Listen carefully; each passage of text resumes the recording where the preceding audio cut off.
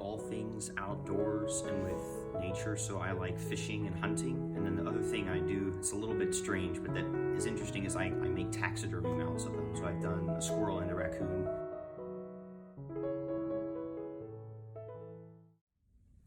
I think we live in a time where we have very much a focus on math and science a lot, and I think those two they're very useful and good things for us to learn. But I don't think that by learning more humanities like we do at Mars Hill, I don't think we're missing out. And the reason I think that is because there are a lot of people who know how to do math and science, but don't know how to be good human beings. And I'm not even just speaking of being a human being who can think and reason through things clearly and precisely, as the MHA vision statement says in that section. There's more to it than that, knowing the foundations of Christian worldview.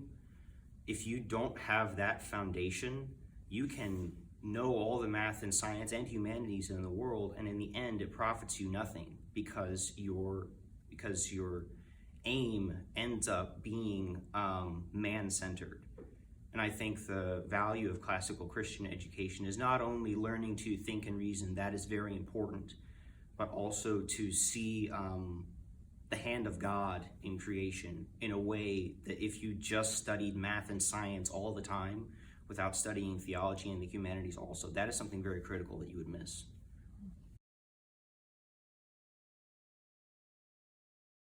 Something I've been thinking about for a long time is the difference in the disagreement in the Christian community revolving around baptism. So there's the Paedobaptist view that baptism is only for confessing believers, and the Paedobaptist view, which is that baptism is for confessing believers and their children. And this is something that I'd struggled with for a long time growing up in a Reformed Paedobaptist church. At the time, I came to faith when I was probably 16. And so I was sitting around thinking, look, I've just made a profession of faith and joined the church.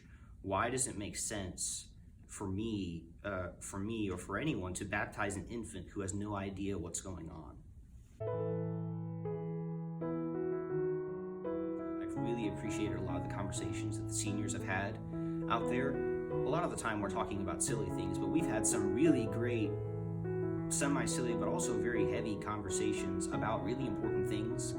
And it's that kind of thing is not unique to the senior year of seniors talking around the table, but it's in all of the classes, especially in the humanities classes. And that has probably been what I've enjoyed most about my stay at Mars Hill, is all those discussions I've had with my classmates, with people who think about things deeply and who have good things to say. I'm always interested to hear what other people have to say about things and to discuss them.